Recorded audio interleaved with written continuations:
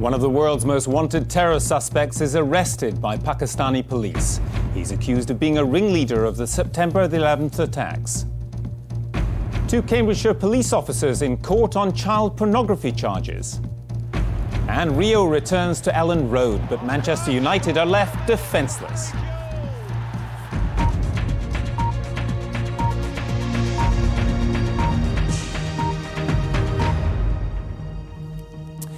Good evening. Police in Pakistan have arrested a key suspect for the September the 11th attacks on the United States. Ramzi bin Shaiba had admitted in a television interview that he's a senior member of Al-Qaeda.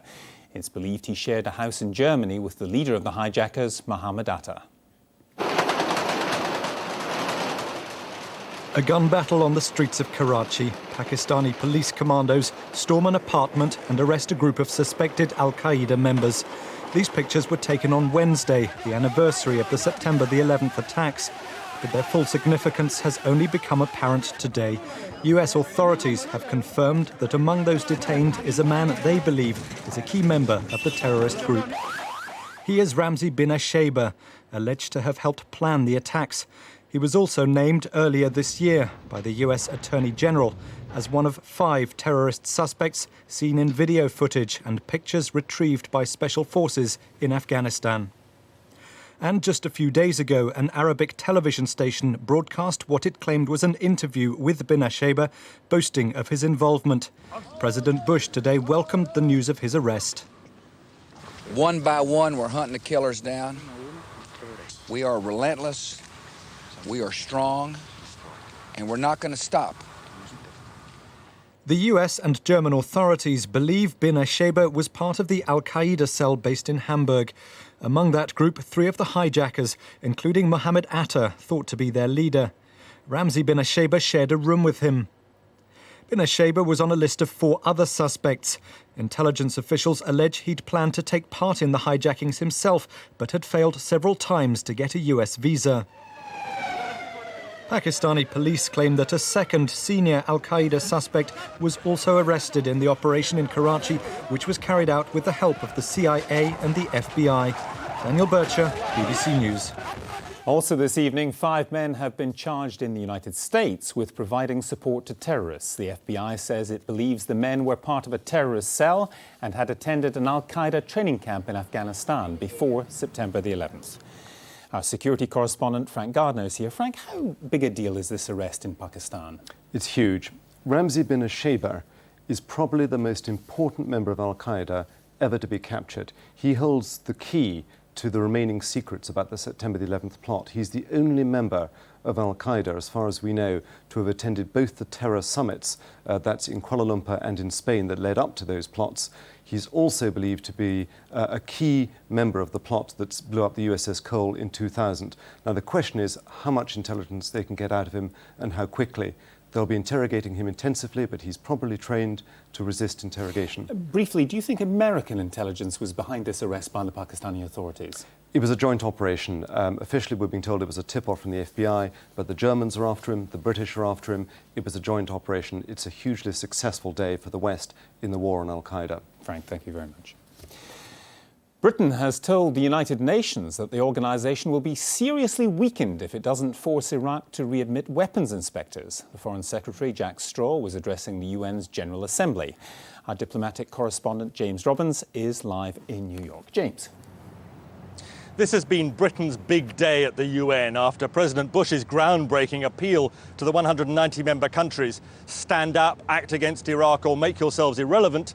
Today, the Foreign Secretary urged them to use the most forceful clarity possible in the language they're drafting to tell Saddam what he must do. Jack Straw bringing Britain's message to the United Nations. The Foreign Secretary is pleased with the UN's shift towards toughness. It looks as if Saddam Hussein will be set a deadline for the return of UN inspectors to close down his weapons programs. But Mr. Straw wants more. He says the UN's authority has to be underpinned by the force of arms, and Saddam Hussein must be told that. There are times when hard choices have to be made. On Iraq, we have now reached such a moment. If we fail to deal with this challenge, the United Nations itself will seriously be weakened. And that would make the world a much more dangerous place. Most of the nations at this huge assembly are sympathetic, but are they ready to threaten force if Iraq continues to block unfettered arms inspections? In Baghdad today, the Deputy Prime Minister Tariq Aziz rejected the unconditional return of UN inspectors. Now they are making accusations. They have refused all our proposals, honest and workable proposals, to come and investigate for themselves the facts, the truth, and they plan to attack Iraq. But in New York, Arab countries are desperate to bridge the gulf between Iraq and the UN. This is the head of the Arab League bringing Iraq's foreign minister for a session with Kofi Annan. But the UN Secretary-General has already spent years trying to get his inspectors back to Iraq. And here at the United Nations tonight, certainly no sign of a breakthrough. Instead, expect days and weeks of confusing signals from Iraq trying to divide opposition, with the United States trying to rally the world to action. Gavin. James, how close is the Security Council to speaking with one voice on Iraq? I think at one level it is quite close to speaking with one voice. That's what gives satisfaction to Jack Straw, to President Bush and his advisers. I think we can expect a strong resolution within a few weeks, which sets a clear deadline to Saddam Hussein to allow weapons inspectors back into Iraq to start the process of disarming Iraq of its weapons of mass destruction. What's far more difficult, what worries the Foreign Secretary and underlies, I think, much of what was in his speech today, what worries the Americans, is that there may not be an explicit threat of force in that first resolution. Certainly the Russians, possibly the French and the Chinese would like to see a threat of force held back to see what Saddam Hussein does in response to a deadline. That's simply not enough for the more hawkish countries, Britain and the United States, who fear that Saddam Hussein will be able to divide the United Nations, will be able to confuse them as to what their eventual methods should be. OK, James, thanks very much. 2 Cambridgeshire police officers have appeared before magistrates charged with child pornography offences. Both officers, Detective Constable Brian Stevens and Police Constable Anthony Goodridge, were involved in the investigation into the murders of the Soham schoolgirls Jessica Chapman and Holly Wells. But police are stressing the cases are unconnected. Both Cambridgeshire officers suspended from duty were brought from Bury St Edmunds police station to the magistrates' court. Flanked by Suffolk police colleagues, PC Goodridge, a 34-year-old father of 2, was followed by 41-year-old DC Stevens, also a father of 2. In the dock, they listened as the charges were put. They're both accused of inciting the distribution of indecent computer pictures of children and of making indecent computer pictures of children under the age of 16. PC Goodridge, who occasionally wiped his eyes, is also accused of possessing an indecent picture of a child with a view to it being distributed. DC Stevens was a liaison officer working closely with the family of Jessica Chapman. He'd given a reading at the recent service of celebration for the 2 dead girls at Ely Cathedral. However, Cambridgeshire Police have again stressed that the charges the officers now face have nothing to do with the Soham inquiry. Some of the charges indeed date back to March of 1999. The magistrates here granted both men conditional bail after considering the matter for around an hour. But the Crown Prosecution Service immediately lodged an appeal. Both officers will remain in custody pending that appeal next week. Clarence Mitchell, BBC News, Suffolk. 3 people have been injured in a shooting in a nationalist area of North Belfast. Suspected loyalist gunmen opened fire from a moving car on the men as they sat talking in a street off the Antrim Road. The 3 injured men are being treated in hospital. Thousands of motorists on the M1 were trapped for up to 6 hours today because of an incident on a motorway bridge. They were gridlocked as police spent the day persuading a man on the bridge to give himself up, and he's now been detained under the Mental Health Act. The operation closed an 18-mile stretch between junctions 20 and 22. The motorway has now been reopened. The barrister who represented Michael Barrymore at a coroner's inquest earlier this week has launched a scathing attack on tabloid newspapers and their practice of paying witnesses in court cases. Michael Mansfield says tabloid reporting of judicial hearings is now out of control and should be curbed by law. The Barrymore inquest was the latest sensational court case to get saturation news coverage. But the entertainer's barrister complains witnesses who'd been paid for their stories might have been prejudiced. And he says the tabloid reporting was lurid and unfair. He wants government action. Now, something has to change. I've been at the job 30 years, and it's worse now. I think, than it's ever been, because the tabloids themselves have vast sums of money and resources, and I think they don't really care. One paper in Michael Mansfield's sights is the News of the World, which this weekend has more revelations about Barrymore. Here they say they do care very much. They paid one witness at the inquest because Barrymore himself stayed silent. We have sought for the truth for many, many months now. One man can produce the truth, Michael Barrymore. He has failed to do so. And for his counsel, his QC, to criticise newspapers in their efforts to produce the truth is frankly outrageous. News organisations paying witnesses is highly controversial. Earlier this year, the Lord Chancellor wanted to ban payments in criminal trials entirely, though a few weeks ago he backed down after protests from editors. Now the Barrymore case may reopen that debate about payments. It certainly reopened the debate about the way newspapers report high-profile cases. Nick Hyam, BBC News.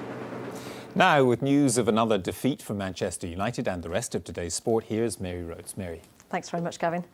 Well, Rio Ferdinand's highly charged first appearance at Elland Road since leaving for Old Trafford ended in defeat. Leeds beat their fierce rivals by 1-0. It's United's second defeat in 4 days and their worst start to a Premiership season. Any Man United team bus arriving in Leeds requires a degree of police protection, but security considerations were given added edge today due to Rio Ferdinand's presence in a red rather than a white shirt. And the home fans' hostility increased still further when David Beckham escaped punishment after appearing to elbow Lee Bowyer in the face. Manchester, though, had much the better of the first half and created the majority of the chances. Leeds often staying in the game thanks only to their last line of defence, Paul Robinson. Even after the break, Leeds didn't look particularly threatening, but as Hart crossed, the visiting defenders appeared oblivious to Harry Kewell's aerial approach. It was the Australians' first effort of any note in the game. After that, the balance changed. Manchester United's capitulation symbolised by Ferdinand embarrassingly presenting Kewell with another chance. It didn't lead to a goal, but the result was never in doubt. This is now Man United's worst ever start to a Premiership season. Steve McCormack, BBC News. And police are investigating an allegation that Manchester United's goalkeeper Fabian Barthez threw a plastic bottle into the crowd following Harry Kewell's goal. Well, Leeds were top of the table after that midday kick-off, but Arsenal regained the lead following a win at the Valley. The Gunners beat Charlton 3-0. They've now scored in 45 consecutive Premier League games. Thierry Henry got the first goal just before half-time. And Liverpool had to fight for their 3 points against Bolton, who twice came from behind. Emil Heskey making it 3-2 in the 88th minute. And elsewhere, Newcastle's poor start to the season continued with a 3-0 defeat at Chelsea. And 2 goals from Kevin Campbell gave Everton a 2-1 victory over Middlesbrough. Well, Peter Reid will need some cheering up tonight. His Sunderland side were beaten 3-0 by Fulham. And it's 3 wins in a row for West Bromwich Albion after beating Southampton 1-0. Well, that gives quite an interesting look to the top of the table. Arsenal 2 points clear of Leeds, who are ahead of Chelsea and Liverpool on goal difference. Tottenham play West Ham tomorrow. And Manchester United, by the way, slip to 9th. Now, Rangers stay top of the Scottish Premier League after a 2-0 win at struggling Livingston. Maurice Ross opened the scoring for Alex McLeish's side midway through the second half after Livingston had been reduced to 10 men. Barry Ferguson sealed the victory with a penalty. And Celtic made hard work of their 1-0 victory over bottom club Hibernian, John Hartson hitting the game's only goal in his first start of the season. Dundee United went down 2-1 at home to Dunfermline, while Barry McLaughlin's last-minute equaliser ensured Kilmarnock shared the points in a 2-2 draw with Aberdeen at Rugby Park, and Partick and Dundee drew 1-1. Now then, away from football, and Tim Montgomery has set a new world record in the 100 metres. The American ran a time of 9.78 seconds at the IAAF Grand Prix final in Paris, 0.01 of a second faster than the previous best set by Maurice Green. Dwayne Chambers was second with a personal best of 9.87, equalling Linford Christie's British record. And Juan Pablo Montoya has become the fastest man in Formula One history. The Colombian in his Williams BMW clocked an all-time record average speed of over 161 miles per hour. That was in qualifying for tomorrow's Italian Grand Prix in Monza. World champion Michael Schumacher was second fastest. And Bolin Eric won the final classic of the season, the Rothmans Royal St Leger at Doncaster, ridden by Kevin Darley. The 7-1 chance won by a length ahead of highest, with the favourite Bandari in third. And that's all your sport from me, Gavin. Great, thank you. Now, the last night of the proms has seen record ticket sales, but despite the event's continuing popularity, some traditionalists think that the proms have been tinkered with too much.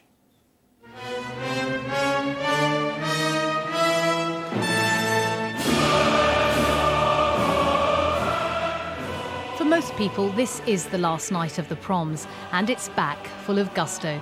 It was dropped last year in the wake of September the 11th, but Land of Hope and Glory is not at the end of the programme, but opening the second half, all part of the continuing, albeit small, changes being made to the proms. Increasingly, this is also what the last night of the proms has become. Open-air concerts around the country, offering more popular fare, and this year for the first time in Belfast.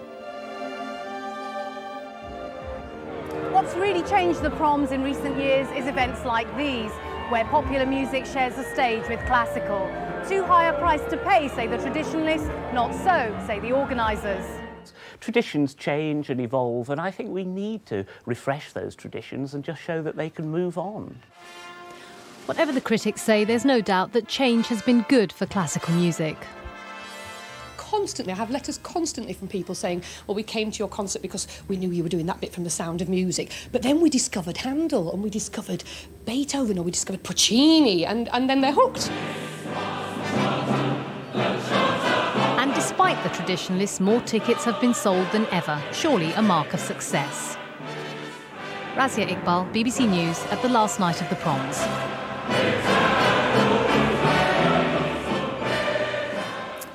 And the main news tonight. Police in Pakistan have arrested a man intelligence agencies believe to be one of the ringleaders behind the September the 11th attacks.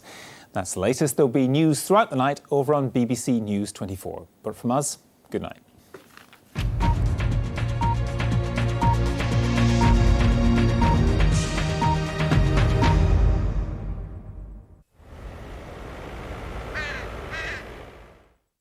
Hello, good evening. This quiet, settled weather looks like continuing with us really through the week ahead, with a lot of dry weather around, some spells of warm sunshine for most as well. And it's all due to an area of high pressure. There it is right now. And there's the position for Thursday. Things not changing very much at all, but all the while there will be some troublesome areas of cloud floating around that particular area of high pressure, and that was certainly the case today. We had temperatures of 24 in the sunshine at Bournemouth, but only 13 in Newcastle underneath all that cloud, and some drizzle around as well. Now the drizzle, the cloud, due to this very weak weather frontier, and that's going to drag the cloud further and further across England and Wales, not making too much progress across Scotland, though we will see some low cloud from the northwest of Scotland moving into Northern Ireland come the end of the night. Where we see some clearer skies across central Scotland, could turn quite chilly once again, but underneath the blanket of cloud for many areas, then it will be another warm night, temperatures of 12 to 14 degrees. But we start off on a grey and rather cloudy note for many places on Sunday morning. Slow improvements, much of the cloud tending to thin and break, allowing some sunshine to come through for many areas. The exception being Northern Ireland, struggling to improve here. Around some of these Scottish coasts as well, some low cloud, and it may be slow to break up across the northeast of England. But in general, better prospects for the eastern side of England, and temperatures reflect that, and it should be fine and dry for the proms in Hyde Park. Monday and Tuesday sees a lot of dry weather once again, some sunshine, some early mist and fog.